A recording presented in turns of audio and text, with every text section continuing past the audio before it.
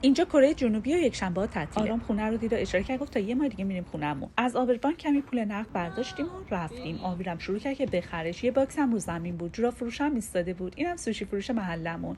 اینجا هم دارن میوه میفروشن و سبزیجات. بند کفششو ببندیم و ادامه بدیم. تو کره یکشنبه مغازه‌ها بازه. جمونگم که باز بود و میوه میفروخت. اونورم گل فروشه داشت گلاشو میفروخت. خانم اسکاچ فروش هم نشسته بود. آویرم گیر داده بود اسکاچ اردک بخر. رفتیم لوته. خواستم کمی محصولات مراقبت‌های پوست و مو بگیرم. دختر انگلیسیش خوب بلد نبود و منم از این مارکا زیاد سر در نمیارم. قیمتشون هم خیلی زیاد بود. گفتم میرم تحقیق می‌کنم دور برمیگردم.